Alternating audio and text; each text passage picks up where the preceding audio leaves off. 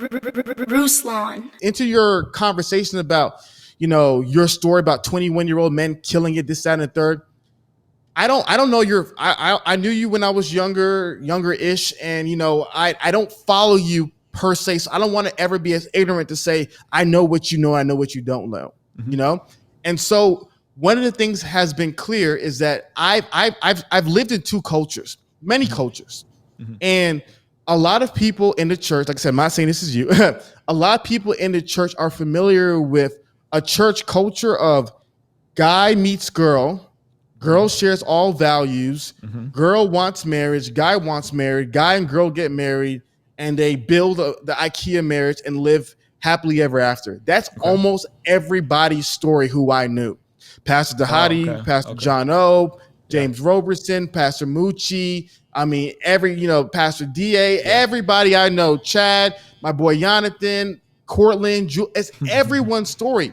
They met a great girl in the church when they were relatively young. They got married. They figured it out.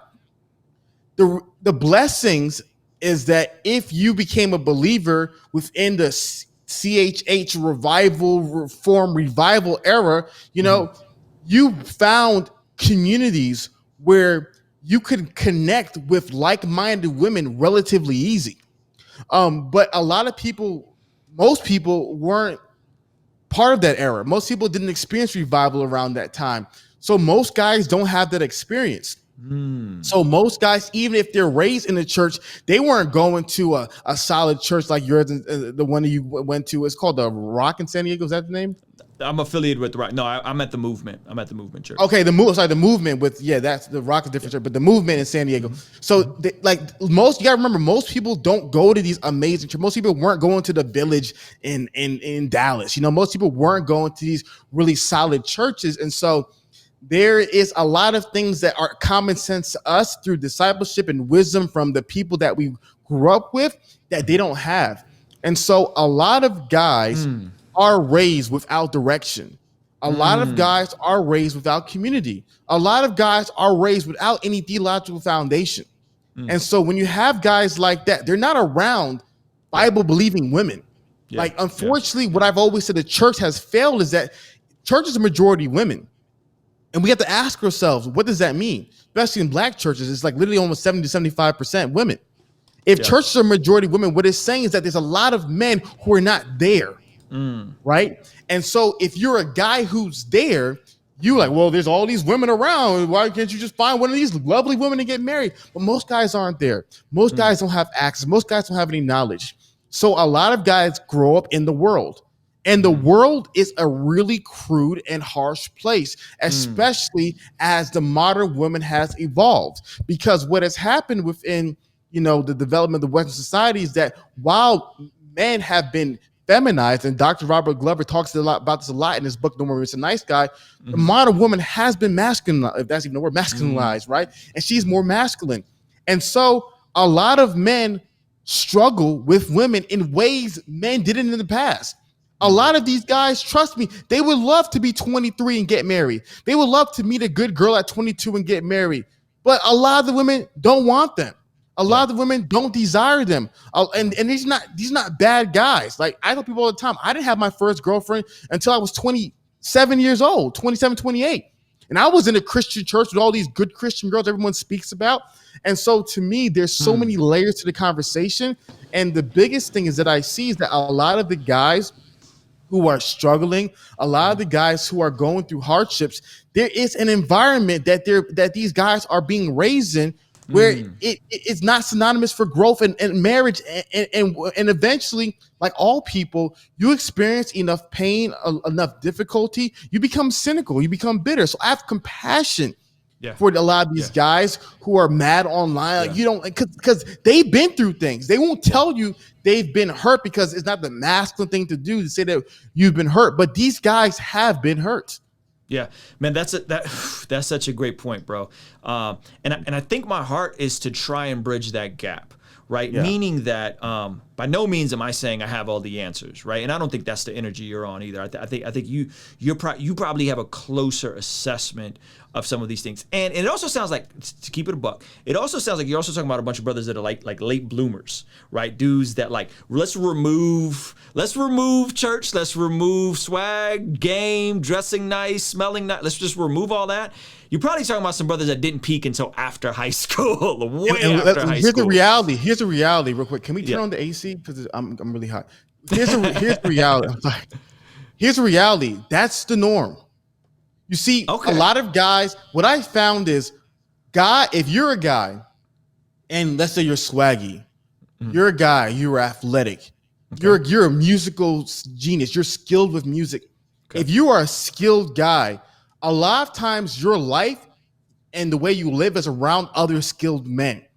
You see a lot of super dope, amazing guys around you. And so sometimes that shapes to thinking that this is just the way it is. But the majority of guys are not super skilled and super great, or with a high school quarterback, or the guy who was rapping in school in the cafeteria. Most guys weren't that. And so I think you're 100% right that it is a lot of those guys, and that is the normal guy. Yeah, that's very fair. So I would say this. I would say your assessment is right on. Here's the side that I've been dealing with in terms of the guys I mentor in my real life is the high charismatic, swaggy, cool guys. And what we're dealing with them on is, hey, bro, you're a good looking guy. Like, you're uber talented. You are a magnet. You attract people. But fam, your character, your hustle, your wisdom with finances, we got to get this together. You can do better. This is how we build out your business. This is how we build out your revenue stream. Majority, right? Because you're going to attract who you are. So I'm going to attract a lot of creative people. And that's a lot of the stuff. In terms of when I talk about guys around me, younger guys around me in their early 20s getting married, it's a lot of that. It's a lot of like, you're already a pretty good looking guy. You got some confidence. You got some game. Let's work on the business side. Right, let's work on the, I want you to get married at 21 and be able to afford your place and give your woman the option to have kids if she wants to have kids, or go work for a season if she wants to go work for a season. That's the conversations we're having internally. And to your point, that might be right. But you'd be surprised how many guys like that need that big brother. Like, there's guys I play basketball with, good young guy, good looking guys, young guys, like charismatic guys. And we sit down and he's like, yeah, man, like, I'd be down to live out of a trailer park. And I'm like, your family's not going to be down to live out of a trailer park. This is what you got to do to develop some useful skills, earn some more money, and then you'll be able to get married when you want to get married and not burn with lust, right? Now, the inverse of that, do you think that can be trained? Meaning this, let's just say there are guys out watching this right now. They're solid guys. They're responsible, right? They're responsible. They're earlier on in the process, but they're just not getting women aren't interested in them. Do you? Because I think it is possible to say, man, you know what? You love Jesus. You're a solid guy. Before you get tainted by the world, let's get you in the gym, bro. I'm gonna get you on this workout regimen. We gonna get your macros right. We gonna put 15 pounds of muscle on you. Let's. You're not dressing very cool, my man. Like, I'm gonna keep it a buck with you. The outfit that ain't hitting. Let's get you some better clothes, right? Do you think that the inverse of that can be cheated? Let's say we do have responsible, solid guys coming from good families, love God, but they don't have the confidence yet. Because I think confidence is a byproduct of accomplishing things. So if a guy says, I'm 20 years old, I'm gonna get my butt in the gym for a year and put on 20 pounds of muscle, which is possible when you factor in newbie gains. That young man is gonna look completely different on the other side of that. It's like, well, if you want women, you gotta, you're gonna attract what you are. So if you want a good looking girl, you gotta look the part. You gotta get your butt in the gym. You gotta get shredded. You gotta put some muscle on, right? Do you think that can be taught as well?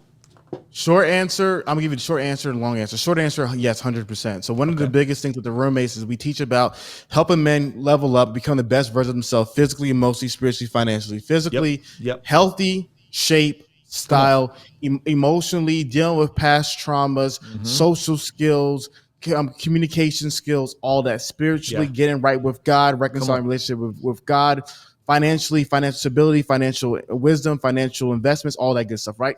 So building up the whole man. So short answer, yes, it can be taught. That's what we're doing here. Amen. Here is the long answer is that I would argue that men did not have to do all this to get women. This is where the world has changed, if you ask me. Okay. The world has changed where men did not, like, I would argue in the past, men were valuable. I've talked about this before, just my theorizing. Men were valuable if women couldn't work to women because we're more valuable. And what I mean by that, if women couldn't work and they couldn't own property, this is the simplest one, own property. A lot of places around the world they can own property. If you wanted a house as a woman, you needed a man. So therefore, there comes a point in your life where it's like, I want a house, I got to get a man. So there's value in a man just having a house, right? Okay. There's value in just a man in general because he will give you things you don't have access to. So women in the past, their desires were totally different from women today. A lot of studies in the past, when you ask women like, okay, what do you want in a partner? Job, house? That's all they really cared about, right? Most marriages, I would argue in the past, weren't these modern love marriages, right? They were function marriages where they served the function. Man protect and provide, women nurture and support, right? Yeah. So in the past, most guys didn't have to have great style. Most guys didn't have to be in great shape. You know, most guys didn't have to learn charisma and charm and know how to read all these. Most guys didn't. If you were a guy, eventually you could find a girl. The world changed. The world changed, and then women became more competent. Women became more successful. The world became more egalitarian. And naturally speaking, this is across almost all female animals, women are hypergamous, right? And they usually want something similar to or greater than they are. And so now when you have a lot of women who are on levels where they may have not been in the past, especially financially, a lot of guys aren't as appealing. And so a lot of guys in the past who, if you were living in the 1920s, you would have easily found the girl, but in 2020, no. And so, yes, the guys can change. It's just that men have not been historically used to putting in this much work for simple women interaction, if you were to ask me. That's where it's a little bit of a disconnect with guys. I think you're right. I think you're right. I think the flip side of that is that women a lot of times will be in these crappy marriages where they would be abused and not have any way out of that, right? So I think that's the flip side, is that as the world became more modernized, there became some more checks and balances. So, again, I'm not trying to be harsh. I hear you, but your shirt says it. Time to level up, fam. You having trouble? Let's get you right. 100%. Kingstream Entertainment. Ruslan. When the culture says do what you love, we respond with love what you do. You may have responsibilities that you aren't passionate about, but loving what you do means being faithful to what's in front of you, committing to excellence as if that were your greatest dream. Colossians 3:23 says, work diligently at whatever you do, as though you were working for the Lord rather than for people. Love what you do. Love what you do. Kingstream Entertainment. Ruslan. Yo, thank you so much for making it to the end of this video. If you found it valuable, considering giving it a like and subscribing. This month, I'm releasing the Love What You Do collection. And to celebrate, I'm doing a 3-day virtual event to help us go from learning to love what we do to ultimately doing what we love. By the way, it's free, so hit the link in the description to grab your seat today.